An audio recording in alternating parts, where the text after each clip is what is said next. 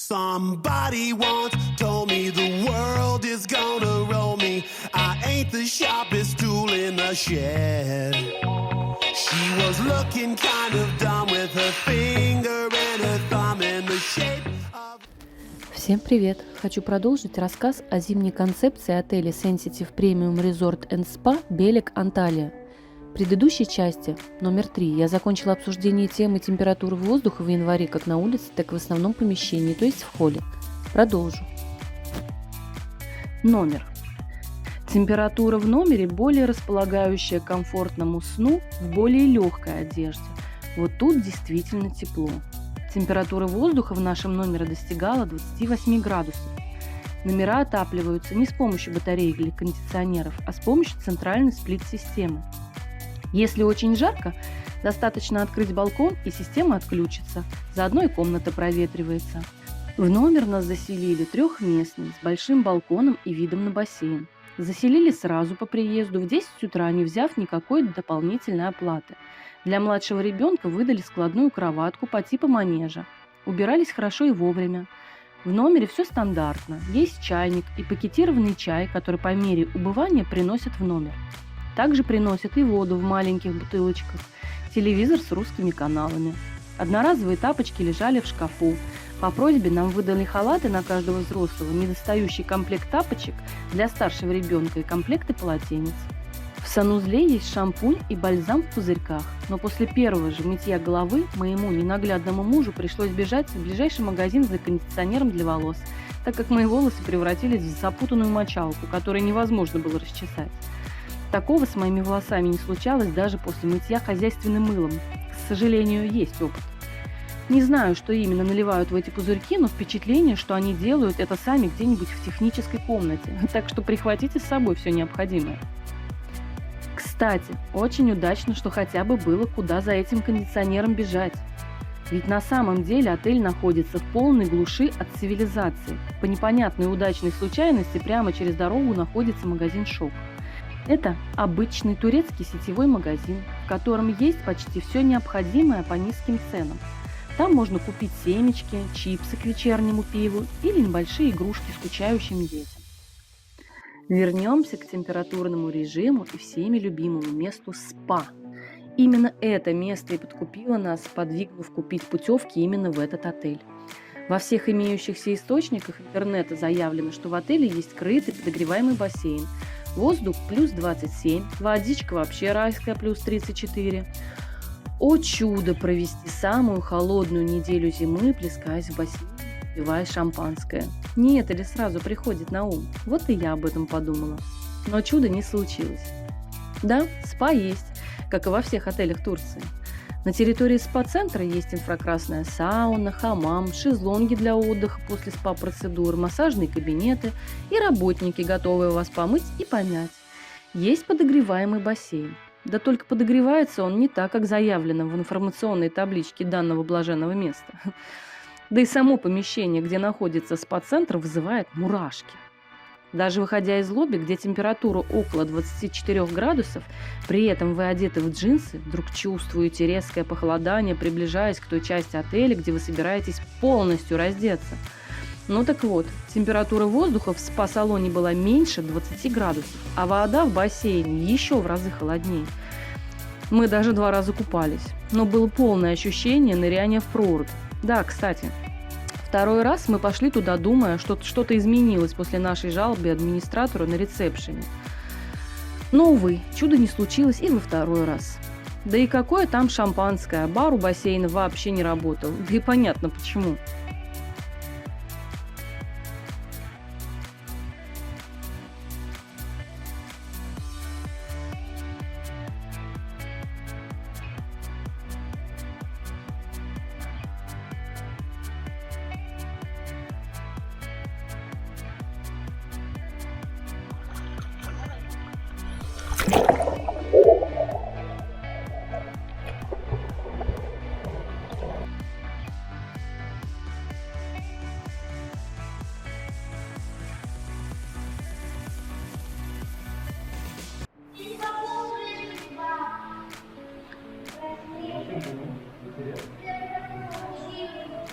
Вот Температура 19,8. 62% влажности. Это температура воздуха. Мам, пожалуйста, ремонтируй. Здесь написано, что температура воздуха должна быть 34 градуса, а воды 27. По факту воздух 19 градусов, вода еще холоднее.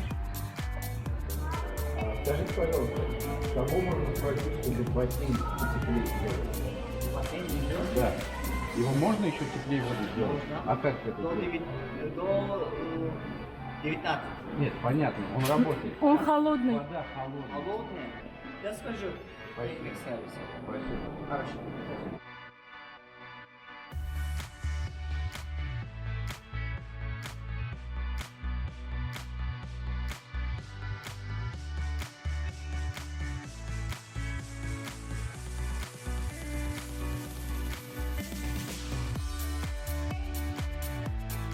Ресторан. Ну и расскажу о самом последнем пункте описания отеля. Ресторан, он же столовая. Теплое, шумное место. Без изысков, но для зимней концепции достаточно насыщенный. Как и везде, все виды турецких гарниров. Нут, чечевица, рис, булгур в разных исполнениях, макаронные изделия с соусами и, естественно, картошка. Порадовало, что кроме фри, которые заполонили все отели, была тушеная и обычное пюре. Родители малышей меня поймут. Из мясных блюд была курица в вариантах жареной и вареной, говяжье мясо и даже изделия из барашки, типа тефтелек. Супы, маринады, выпечка, типа поача, педе, пицца. Были сладости, свежие овощи и фрукты. Полный комплект турецкой национальной кухни.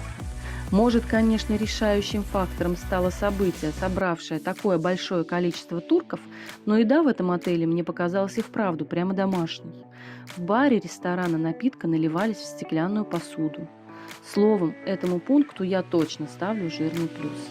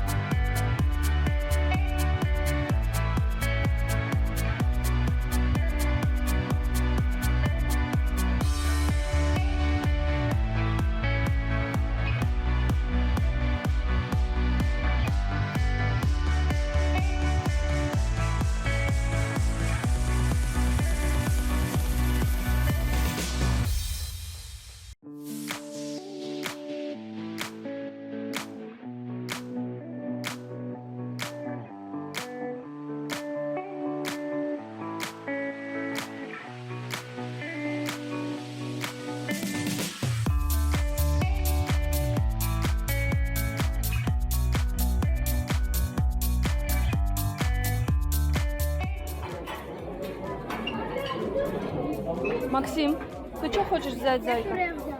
Ага. Что там есть еще? Надо пиццу.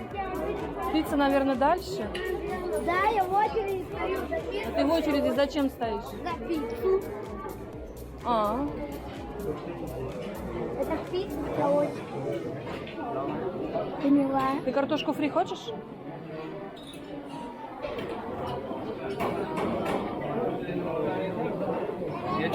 Все. Хватит тебе. Да я пойду. О, ну хорошо. Вот это ты хочешь? Или вон то?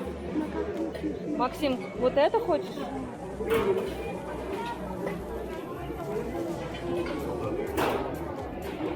Котлету надо тебе? Да. Финиш.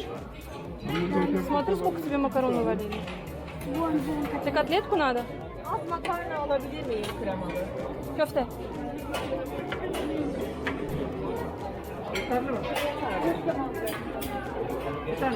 Bir. Teşekkürler. Давай мне. Держи. Пицца дальше, Зая.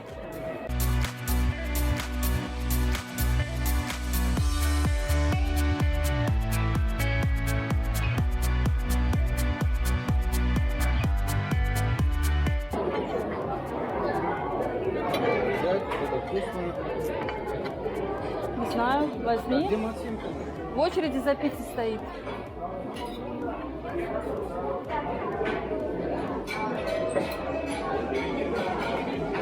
Так, маленькому обещал 3.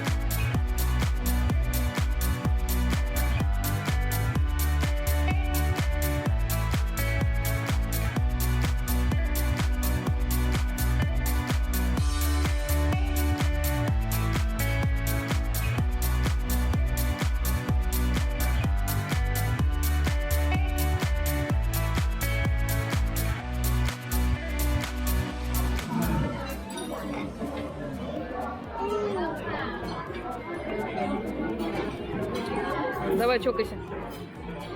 А я? А ты ешь суп, да ешь ты в конце-то концов. Вот чай твой. Крепкий-крепкий. Одна заварка. Я сок взял.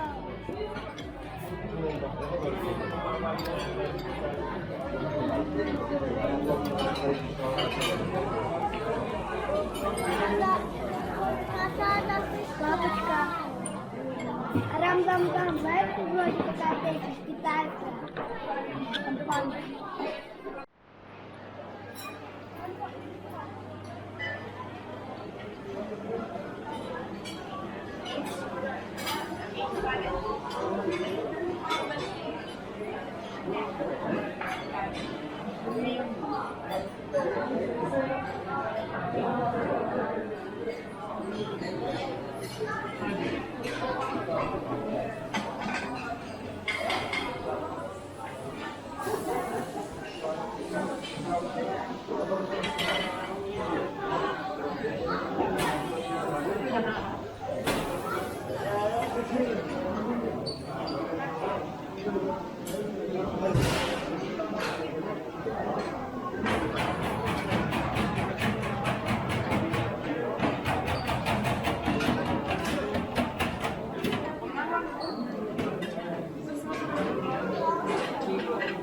Привет, я тебя нашел.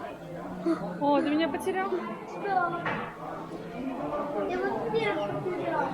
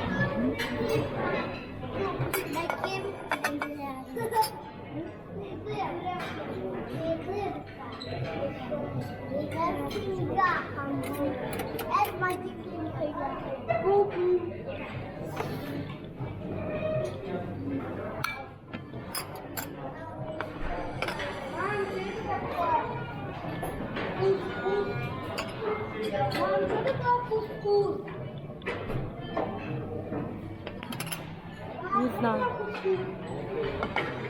Тушеная индейка.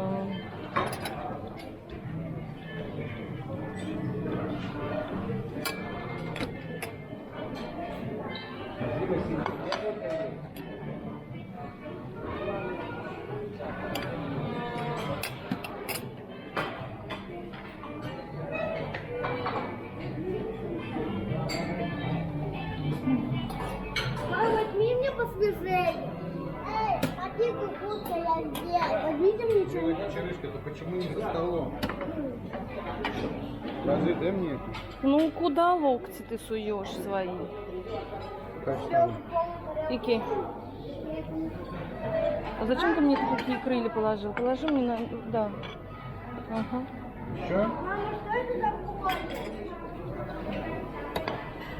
Дим, что берешь? Нет. Димка макароны будет не трогай. Возьми попробуй. Димка макароны будешь? Зачем ты так делаешь? Это надо не столом здесь. А не здесь. Не за стол.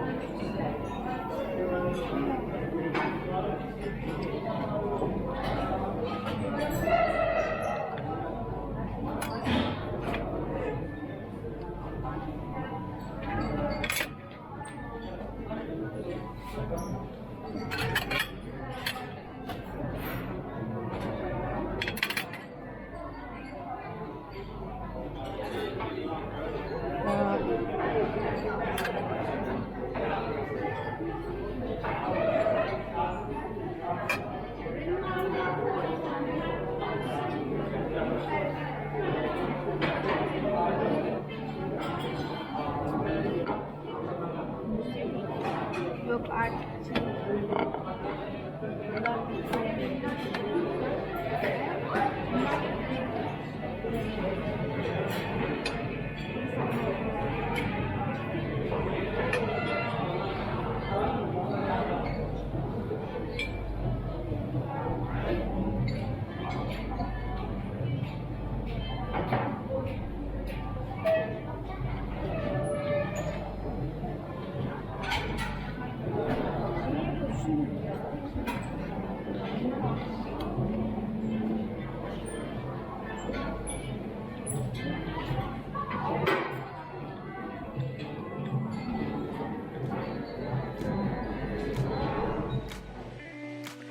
Итак, подведем итоги. Первое – это анимация, за нее я точно ставлю минус. Второе – персонал, да, жирный плюс. Третье – бар, минус, но благодаря шустрому персоналу и вкусным коктейльчикам пусть будет плюс. Четвертое – комфортные условия. Ну, типа наличие туалетов, да и вообще чистота в целом, но это точно плюс. Пятое – территория. Красиво, но не актуально. Но за комфортную температуру воздуха в основном помещении, где мы находились весь день, пусть будет плюс. Шестое. Номер, где есть все необходимое, а чего нет, принесут. Тоже плюс. Седьмое. Местоположение. Нахождение отеля в глуши – это, конечно, минус. Но решающим плюсом становится наличие шока через дорогу. Восьмое. Спа. Для зимы это, конечно, огромный плюс. Девятое. Бассейн. За разочарование и нереагирование – 2 жирных минуса. Ну и десятое – это питание. Естественно, плюс. Итого 5 минусов и 8 плюсов. И, конечно же, самое главное – это цена. Возможно, что минусов было бы гораздо больше, но вспомним о том, что это не только зимняя концепция, от которой не стоит ждать чуда. Это еще и по-зимнему низкая цена. И когда мы бронировались, прекрасно осознавали, что много ждать не стоит. Мы замечательно отдохнули, получили новые впечатления. Повторю ли я такую зимнюю поездку? Вряд ли, но не исключено. То, что поехали, не жалею, 1 раз точно нужно съездить. Поэтому смело рекомендую. Спасибо всем, кто смотрел и слушал.